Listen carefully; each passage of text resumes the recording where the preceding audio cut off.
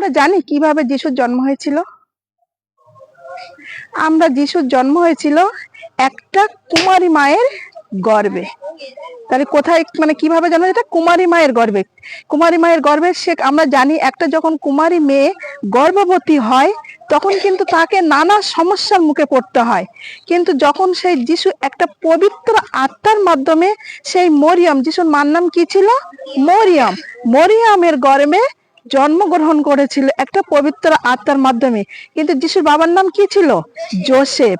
কিন্তু তখন সে যখন জানতে পারলো, যখন যোসেফ আর মরিয়মের যখন বিবাহের একটা তাদের সম্পর্ক ছিল, কিন্তু তাদের আগে থেকে জানতে পারলো যে মরিয়ম গর্ভবতী হয়েছে, কিন্তু তখন তিনি কোনো ভয় করেনি।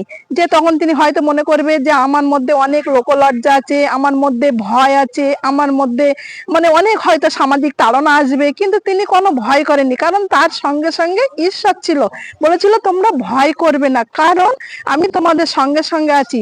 যিশু যখন তার পেটে যখন ছিল তখন তাকে সেই পবিত্র আত্মা তাকে রক্ষা করেছিল। এবং তখন তিনি যখন যিশু তখন তার মায়ের গর্ভে যখন ছিল তখন কোথায় জন্ম হয়েছিল আমরা এটা জানি? যিশুর কোথায় জন্ম হয়েছিল? একটা গোয়াল ঘরে। এইরকম শীতের দিনে যিশু কোথায় এরকম কখন জন্ম হয়েছিল? এইরকম শীতের দিনে। কিন্তু কোন সময়টা জন্ম হয়েছিল সেটা আমরা কেউ জানি না। কিন্তু আমরা এই সময়টা আমরা সবাইকে ধরি যে এইরকম সময়, শীতকালে এইরকম সময় জন্ম হয়। কিন্তু যখন আমরা যিশুর জন্মদিন পালন করি তখন আমরা এই দিনটা আমরা সবাই পালন করি। 25শে ডিসেম্বর আমরা কি পালন করি? যিশুর জন্মদিন। আমরা কিন্তু ঘরে ঘরে, প্রত্যেক ঘরে ঘরে আমরা কি করি? যিশুর জন্মদিন পালন করি। সেই দিন আমরা কি করি? কেক কাটি। মানে সবাই প্রত্যেকের ঘরে ঘরে দেখবে সেই দিন কি থাকে? আমরা কেক অবশ্যই পালন করি।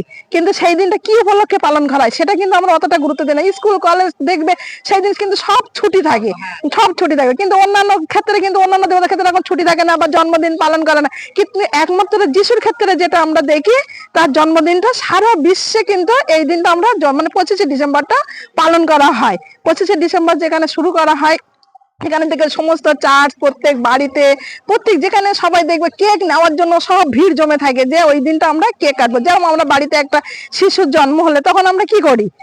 আমরা সেই জন্মদিন পালন করি। তো এরকমই ঠিক যিশুর যখন জন্মদিন হয় তখন আমরা এইরকম পালন করি। কিন্তু তার জন্মদিন যখন তার জন্মটা হয় কি একটা মানে ভালো জায়গা হয়নি। আমাদের যখন শিশুদের জন্ম হয় তখন দেখা যায় যে কোনো নার্সিং হোম বা কোনো হাসপাতাল, কোনো বাড়িতে এইরকম ভালো জায়গায়। কিন্তু যিশুর জন্মদিন মানে যখন জন্ম হয় ওর জন্মটা মানে খুব একটা ভালো জায়গায় হয়নি।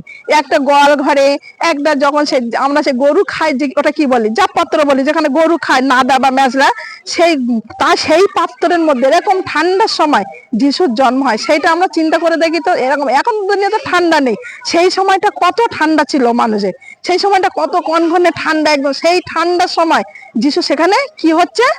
জন্ম হচ্ছে। সেটা একদম সারা বিশ্বের ঈশ্বর, তিনি একমাত্র ত্রাণকর্তা, মুক্তিদাতা, যিনি আমাদের পাপের জন্য মৃত্যুবরণ করেছিল। সেই রাজাদের রাজা, প্রভুদের প্রভু, তার কোথায় জন্ম হচ্ছে? একটা গোয়াল ঘরে। সেইটা যদি আমরা ভাবি তাহলে আমাদের মধ্যে কিরকম হয় যে যিনি আমাদের পাপের জন্য মৃত্যুবরণ করেছে সেই যিশু আজকে কোথায় তার জন্ম হচ্ছে? কিন্তু আমাদের ঈশ্বর মানে কোথায় তার জন্ম হচ্ছে? কিন্তু আজকের দিনে দেখা যায় একটা শিশুর যখন জন্ম হয় তখন আমরা তাকে কত আদর যত্ন করে বড় করি বা কত কিছু করি, তার আগে থেকে কত তোড়জোড় শুরু করে দিই। কিন্তু যিশু যিনি, তিনি কিন্তু ওই রকম কোনো জায়গায় জন্ম নেননি। তিনি অথচ তিনি আমাদের বিশ্বপিতা, তিনি আমাদের মুক্তিদাতা, তিনি আমাদের সবার পাপ থেকে তিনি আমাদের মুক্তি করেছিলেন।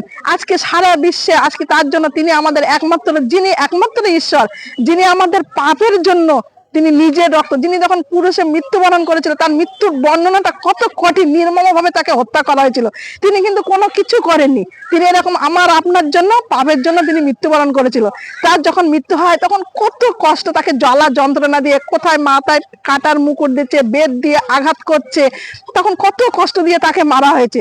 কিন্তু মারাটা হয়েছিল কেন? তিনি কোনো অপরাধ করেনি। কারণ তিনি মানুষকে সবকিছু ভালো কাজ, তিনি সবকিছু সুস্থ করতেন। কিন্তু এই সুস্থ করার বিনিময়ে তার প্রতিদান হিসাবে কি দিতে হলো? তাকে মৃত্যু দিতে হলো, মৃত্যুবরণ করতে হলো। কেন না? তিনি আমাদের জন্য পাপ থেকে মুক্তি দেওয়ার জন্য তিনি নিজেই মৃত্যুবরণ করেছিলেন। ঈশ্বর সবাইকে আশীর্বাদ করুন। প্রত্যেককে জয় যিশু। আমেন।